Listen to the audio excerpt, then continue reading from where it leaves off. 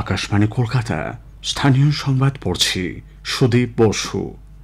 RG Kar medical college ও হাসপাতালে আর্থিক দুর্নীতি তদন্তে এনফোর্সমেন্ট নির্দেশালয় ইডি আজ সকাল থেকে বেশ কয়েকটি জায়গায় তল্লাশি চালাচ্ছে। এদিন সকালে ইডি আধিকারিকরা পৌঁছে যান আরজিকরের প্রাক্তন অধ্যক্ষ সন্দীপ ঘোষের বেলেঘাটার বাড়িতে। বাড়ি তালাবন্ধ থাকায় আধিকারিকরা পরিবারের সদস্য ও আশেপাশের মানুষজনের সঙ্গে যোগাযোগ করেন। পরে সন্দীপ ঘোষের স্ত্রী এসে তালা খুলে দিলে আধিকারিকরা ভেতরে ঢোকেন। সাংবাদিকদের কাছে তাঁর স্ত্রী সন্দীপকে সম্পূর্ণ নির্দোষ বলে দাবি করেছেন। তল্লাশির জন্য সন্দীপের চন্দননগরের শ্বশুর বাড়িতেও পৌঁছে যায় ইডি। সন্দীপ ঘনিষ্ঠ আত্মীয় প্রীতম বেরা এবং অর্পিতা বেরার এয়ারপোর্ট ২ নম্বর গেটের কাছে ফ্ল্যাটে তল্লাশি চালানো হচ্ছে। অন্যদিকে সন্দীপ ঘোষেরই ঘনিষ্ঠ মেডিকেল সরঞ্জাম সরবরাহকারী বিপ্লব সিং এর হাওড়ার বাড়িতেও ইডি তল্লাশি চালাচ্ছে। পাশাপাশি কৌশিক কোলে নামে আরও একজনের বাড়িতে গেছেন ইডি আধিকারিকরা। সেই বিপ্লব সিং ঘনিষ্ঠ বলে জানা গেছে। ন্যাশনাল মেডিকেল কলেজের data entry operator Sandip Ghosh ঘনিষ্ঠ প্রসূন চট্টোপাধ্যায়ের সুভাষগ্রামের বাড়িতেও তল্লাশি চালানো হচ্ছে। হুগলি জেলার বৈদ্যবাটিতে সন্দীপ ঘোষের আরেক ঘনিষ্ঠ কুণাল রায়ের বাড়িতেও হানা দিয়েছেন ইডি আধিকারিকরা। পাশাপাশি রাজ্য মেডিকেল কাউন্সিলের সভাপতি বিধায়ক সুদীপ্ত রায়ের বাড়িতেও যান আধিকারিকরা, কিন্তু বাড়ি তালাবন্ধ থাকায় ফিরে আসতে হয় তাদের। মাদুরদহে অঙ্কুর রায় এবং সল্টলেকের বি ব্লকে স্বপন সাহা নামে এক ব্যক্তির বাড়িতেও তল্লাশি চলছে। উল্লেখ্য, আরজিকরের আর্থিক দুর্নীতি মামলায় সিবিআই ইতোমধ্যে সন্দীপ ঘোষকে গ্রেপ্তার করেছে। একই মামলায় সঞ্জীব ঘনিষ্ঠ বিপ্লব সিংও সিবিআইয়ের হাতে গ্রেপ্তার হয়েছে। এদিকে সিবিআইয়ের হাতে তদন্ত ভার দেওয়াকে চ্যালেঞ্জ জানিয়ে সুপ্রিম কোর্টে সন্দীপ ঘোষের করা আবেদনে সাড়া দেননি বিচারপতিরা। সিবিআই তদন্তে কোন রকম হস্তক্ষেপ করা হবে না বলে মন্তব্য করেছেন প্রধান বিচারপতি ডিওয়াই চন্দ্রচূড়, বিচারপতি জে বি পারদিওয়ালা এবং বিচারপতি মনোজ মিশ্রের বেঞ্চ। পাশাপাশি অভিযুক্ত হিসেবে শীর্ষ আদালতে এই বিষয়ে আবেদন সন্দীপ করতে পারেন না বলেও জানিয়েছে আদালত। আরজিকর কাণ্ডে বিচারের দাবিতে ডাক্তাররা নানা কর্মসূচির ঘোষণা করেছেন।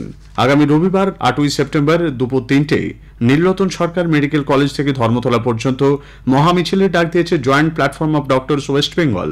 এই মিছিলে যোগ দেওয়ার জন্য সমস্ত স্তরের চিকিৎসক, স্বাস্থ্যকর্মী, জনসাধারণ, মেডিকেল পড়ুয়া ও তাদের অভিভাবকদের আহ্বান জানিয়েছে জয়েন্ট প্ল্যাটফর্ম। পাশাপাশি জেলায় জেলায় গ্রামেগঞ্জে অনুরূপ মিছিলের আহ্বান জানানো হয়েছে। সারা বিশ্বের ১০০টি শহরে অভয়ার বিচারের দাবিতে প্রতিবাদ কর্মসূচি পালিত হবে বলে জানা গেছে। আরজিকর কাণ্ডের প্রতিবাদ ও মুখ্যমন্ত্রীর পদত্যাগের দাবিতে বিজেপি আজ রাজ্য জুড়ে চাক্কা জ্যাম কর্মসূচি পালন করছে। কলকাতার সল্টলেক, করুণাময়ী মোড়, লেকটাউন, ঘড়িমোড়, বেহালা, বর্ধমান, আসানসোলের বারাবণী, পশ্চিম মেদিনীপুরের দুর্গাপুর, বীরভূমের সিউড়িতে পথ অবরোধ করা হয়। বেশ কয়েকটি জায়গায় পুলিশ অবরোধ তুলে দিয়েছে বলেও খবর।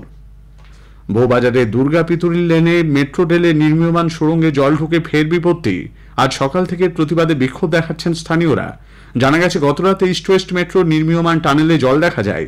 তড়িঘড়ি ঘটনাস্থলে পৌঁছন স্থানীয় কাউন্সিলর ও পুরসভার আধিকারিকরা, যান মেট্রোর কর্তারাও।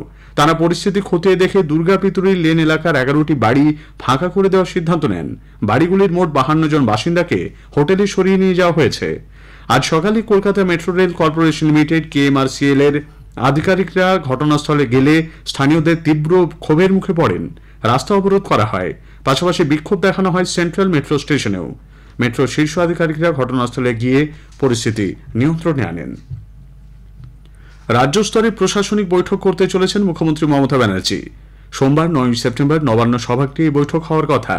বৈঠকে মন্ত্রিসভার সব সদস্য, সবকটি দপ্তরের সচিব সহ বিশেষ সচিব পর্যায়ে সকলে উপস্থিত থাকবেন। রাজ্য পুলিশের ডিজি রাজীব কুমার, এডিজি আইন শৃঙ্খলা মনোজ ভার্মা, কলকাতা পুলিশের নগরপাল বিনীত গোলকেও উপস্থিত থাকতে বলা হয়েছে। ভার্চুয়ালি উপস্থিত থাকবেন বিভিন্ন জেলার জেলাশাসক ও পুলিশ সুপাররা। রাজ্যে ডেঙ্গু পরিস্থিতি মোকাবিলায় সব ধরনের ব্যবস্থা নেওয়ার জন্য রাজ্য সরকার আরও একবার জেলা প্রশাসনগুলিকে নির্দেশ দিয়েছে। মুখ্য সচিব মনোজ পন্ত ডেঙ্গু পরিস্থিতির বর্তমান অবস্থা নিয়ে আজ নবান্ন থেকে ভার্চুয়ালি জেলা শাসক, মুখ্য স্বাস্থ্য আধিকারিক ও স্বাস্থ্য কর্তাদের সঙ্গে বৈঠক করেছেন। সেখানেই তিনি নিকাশি ব্যবস্থার উন্নতি, জমা জল পরিষ্কার সহ মশার লার্ভা নিধনে সব ধরনের ব্যবস্থা নেওয়ার নির্দেশ দিয়েছেন। রাজ্যে গ্রামীণ এলাকার বাসিন্দাদের সুবিধার্থে রাজ্য সরকার পরিষেবা সংক্রান্ত অভাব অভিযোগ সরাসরি শীর্ষস্তরের কাছে জানানোর সুযোগ করে দিচ্ছে। এজন্য একটি টোল ফ্রি নম্বর চালু করেছে রাজ্যের পঞ্চায়েত দপ্তর। পুজোর পরই পঞ্চায়েত সংক্রান্ত যে কোনো সমস্যা জানাতে এই টোল ফ্রি নম্বর কাজ শুরু করবে বলে জানানো হয়েছে। ১৩ মাস ধরে নিখোঁজ মুর্শিদাবাদের সুতির বাসিন্দা এক মহিলা ও তার ৩ মেয়েকে পুলিশ রাজস্থান থেকে উদ্ধার করেছে। তাদের পাচারের চক্রান্তের অভিযোগে বিশ্বজিৎ চক্রবর্তী নামে এক ব্যক্তিকে গ্রেপ্তার করা হয়েছে। স্থানীয় সংবাদ শেষ হলো।